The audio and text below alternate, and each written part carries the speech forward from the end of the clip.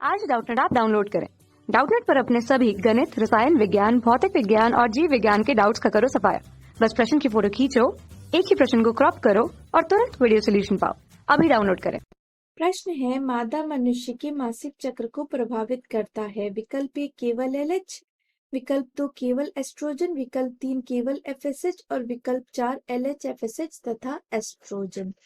तो यदि हम बात करें हमारी मादा मनुष्य की, तो जो मादा मनुष्य होते हैं इनमें एक मासिक चक्र चलता है। तो मासिक चक्र या इसको हम कहते हैं मेंस्ट्रुअल साइकिल। तो मासिक चक्र होता है और ये जो मासिक चक्र होता है ये 28 दिन का एक चक्र होता है जो हर महीने फिर से आ जाता है। और ये जो मासिक चक्र होता है इसकी आपकी लगभग 4 अवस्थाएं होती हैं।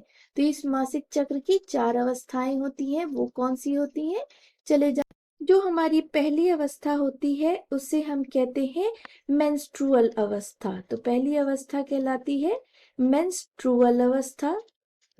दूसरी जो अवस्था होती है हमारी उसको हम कहते हैं क्या? उसको हम कहते हैं फॉलिकुलर अवस्था। दूसरी अवस्था फॉलिकुलर अवस्था कहलाएगी। तीसरी अवस्था को हम कहते हैं अंडोत्सर्ग।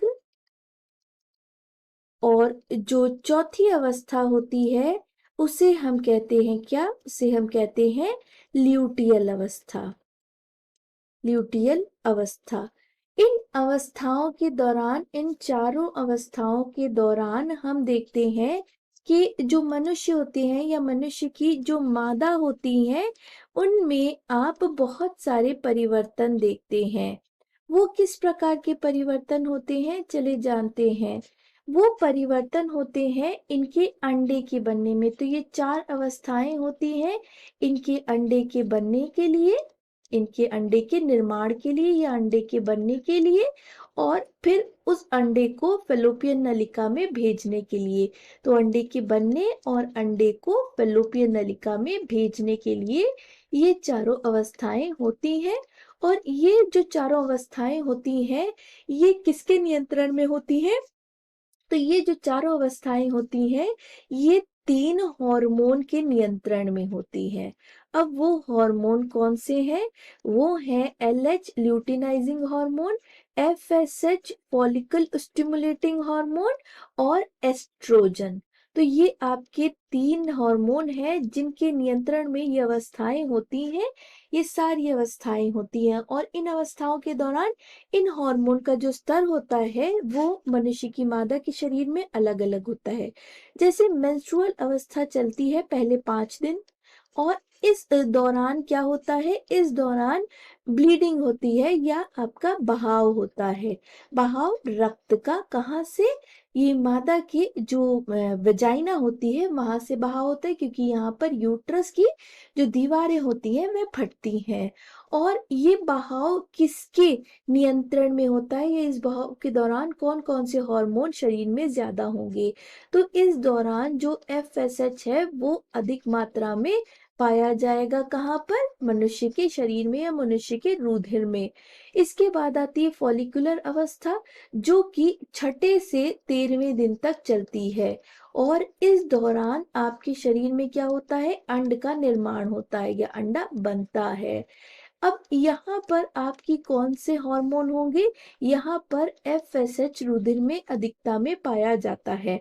तो एफएसएच का स्तर अधिक होगा इस दौरान। उसके बाद अंडोत्सर्ग, मतलब आपका जब अंड फट गया है तो अंड बन गया है तो क्या होगा? अंड फैलोपियन नलिका में भेजा जाएगा। तो अंड को फैलोपियन नलिका में भेजना, फैलोपियन नलिका में भेजना क्या कहलाएगा? अंड को फैलोपियन नलिका में भेजना अंडोत्सर्ग कहलाएगा।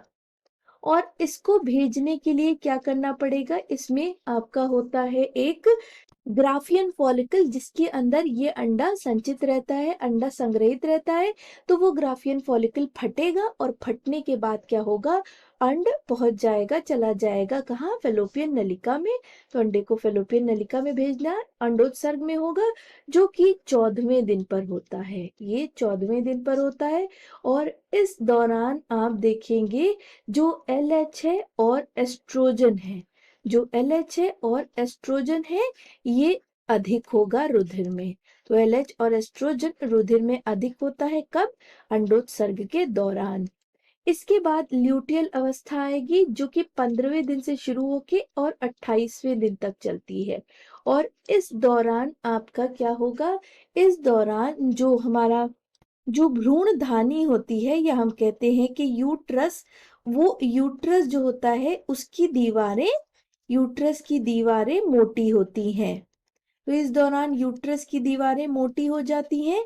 और ये किसके प्रभाव में होता है? यूट्रस की दीवारें मोटी किसके प्रभाव में होती हैं? तो इसके लिए जो हार्मोन होता है उत्तरदायी वो होता है एस्ट्रोजन। इस दौरान एस्ट्रोजन का मात्रा रुधिर में अधिक होगी।